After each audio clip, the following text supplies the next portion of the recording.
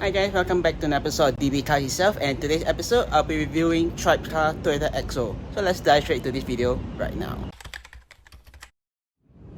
Alright then, so here is guys the Toyota Axio from TribeCar itself. So basically upon first inspection wise for this car itself, there isn't any obvious damage other than some minor scratches on the car paint itself, which you can see all over the car itself.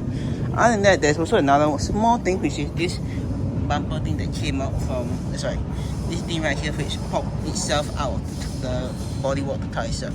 Other than that, there's some curve damages on all four rims itself, which is right here. As you guys can see, it's all over here.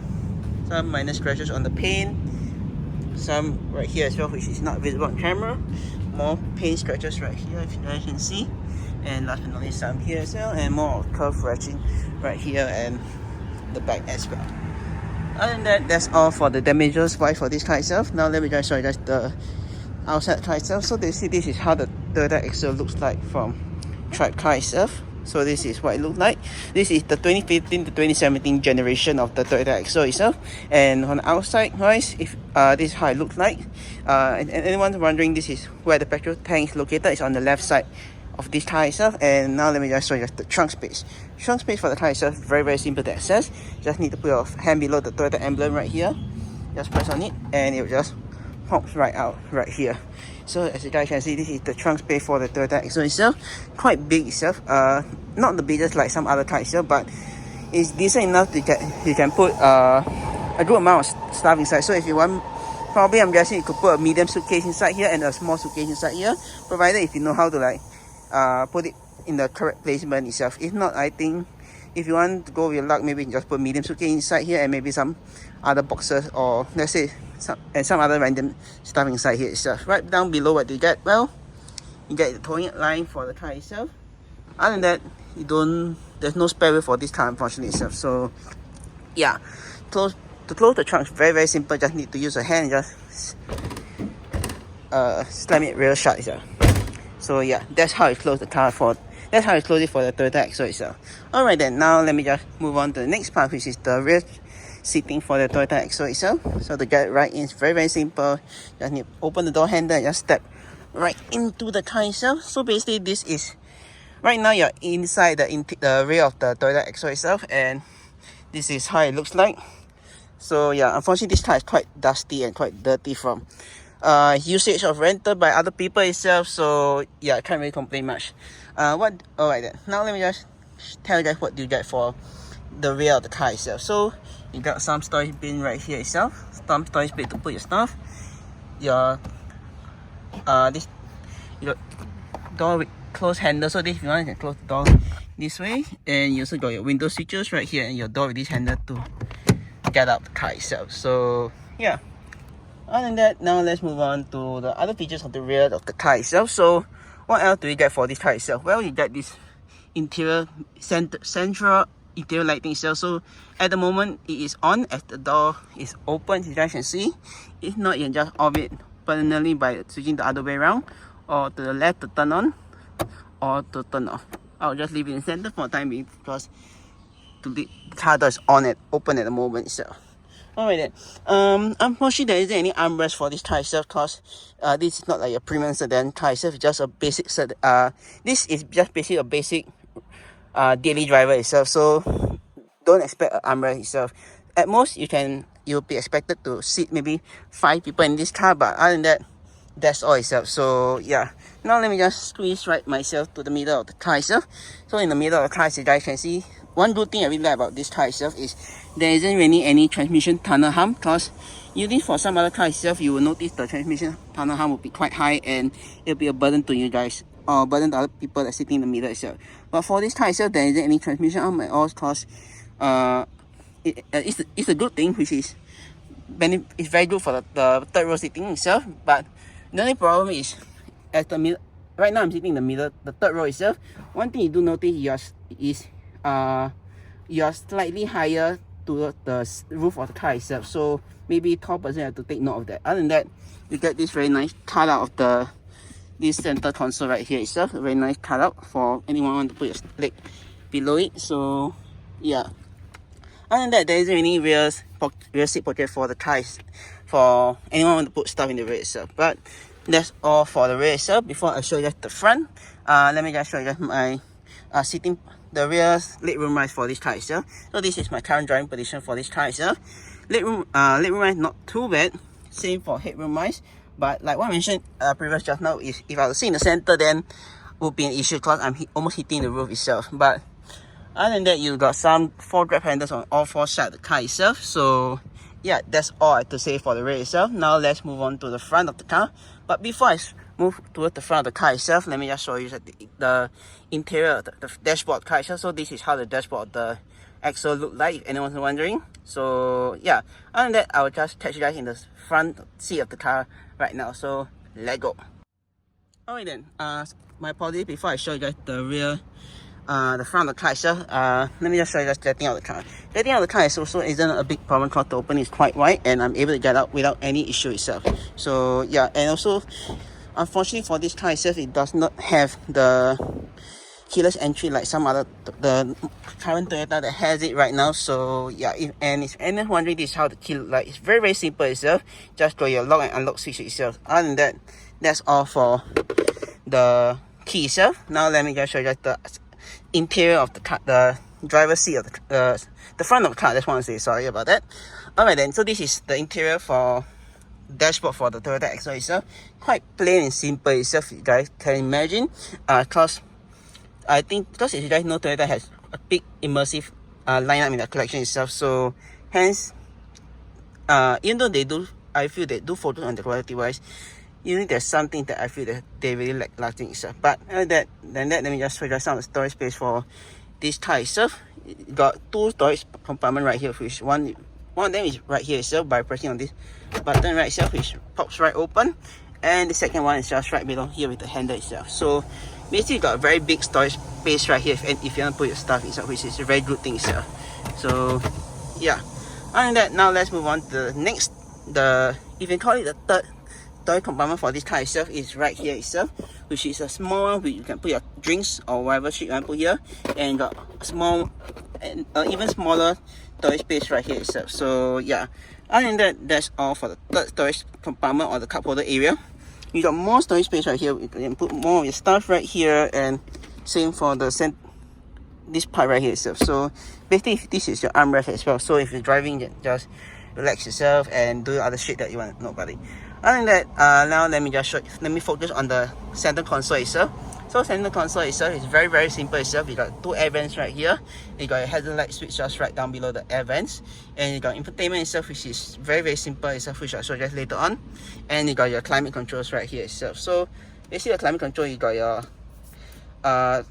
3 switches right here itself, which could adjust the airflow in this car itself, which could just turn it according to how you want it. And this is the fan speed, and this is the AC control itself. So yeah, they turn off the AC, turn on the AC, front or rear defrost, and to recirculate air in this car itself. So yeah, and that you got a gear shifter right here, which is very plain simple itself. You got your P&R drive, and I think this is regenerative braking if I'm not wrong, but probably should try it out later. And right down below the gear selector, you got your 2 switches right here, which is to turn off the stop start, and also turn off your traction itself. And that's it itself. So yeah, moving on, you got your handbrake, which is your typical handbrake itself. To engage it, just to pull up, disengage it, just pressing this button and pull down itself. So yeah, moving on, you got your 12-volt socket outlet right here itself, and that's probably it for the center console itself. Alright then, now let's move on to the next bit, which is the driver zone. Driver zone, what do you have? Well, it's very plain simple itself. You just got a speedo right here and all the other miscellaneous lights or buttons that will show up here when there's some fault with the car itself. Other than that, that's all for your Toyota Axio dash itself. There isn't any rev gauge itself. The rev gauge I'll show you later on, but if I'm not wrong, it should be on this mini screen right here itself. So yeah, moving on, let's move on to the next bit, which is the stocks on the car itself. Basically, you got your wiper stock right here itself. To engage it, just all the way down, all the way up. To disengage and pull back for the towards the windscreen. 2 bars for one swipe at the wipers itself. So yeah, on the other side, you got your light control switch right here itself. To turn off is the one at the bottom. To turn on to turn on the regular high, the low beams, low beam is this one right here itself, and you got high beam is just to pull it, to flash is to pull back, to engage it is just pull forward itself. So yeah. Alright then, so yeah, and to change lane or to indicate your interest of signaling is just down or up itself. So yeah, very plain simple itself. Other than that, that's all for the stocks on the steering column itself. And this is the steering wheel itself. Plain simple, there's no buttons all other than your horn in the center itself. So yeah. Last but not least, let's move on to the last few buttons right here. If you guys can see itself. So basically you got a start stop button right here. You got mirror control switches right here. So basically if you adjust on the mirrors on the right hand side, you just need to press on the right and just adjust it through here. Once done, just press on this back again and it will go back to its normal. This button right here is to fold the mirror itself, so once you press that, the mirror will fold in itself. So yeah, that's all for the buttons. That's all the control switches for the mirrors itself, anyone's wondering. And last but not least, you got your 3 buttons right here and this switch right here for the headlight, which I still have to this day, like one mentioning in all my videos, I have no idea what it do, and I don't see a difference in it as well. So yeah, you got your front collision assist right here and your lane keeping assist, and you also got your auto headlight itself. So yeah, that's all for the buttons right here itself. And last but not least, you got this lever right here to access the trunk, the hood of the car itself. So yeah, moving on, you got more buttons right down on the below the seat itself, which you got your trunk release button itself and also the fuel tab button itself. To engage it, you just need to pull on either one itself, and the trunk or the fuel filter cap will open for you guys to access it itself. So yeah, now let me just close the driver door for you guys to take a look at the mirror control switch. So the mirror control switch is, sorry, not mirror control switch, the window switches are right here itself. So all just need to pull back. All of them are basically auto, as what I mentioned, say right here. You got this switch right at the top to prevent people from rolling down the windows, and this is the lock and unlock button, and you got door handle to get out of the car itself. So that's probably it for this car itself. Now let me just turn on the car for you guys. So for on the brake itself, so basically once you detect that the key itself, it will show this key button, key emblem right here itself, and whenever you're ready, just press on the start button itself and the car will turn on itself. So now the car is fully on itself. So this is what it looked like when the car is fully on. Now let me just show you some of the features itself. So basically all the buttons right down below is to adjust the, I think it's to adjust the timing of the car itself, and you got this auto or trip meter itself if you just want to see the trip mileage itself. So basically you just see itself all the information that you want to know about it. Other than that, that's all for that itself.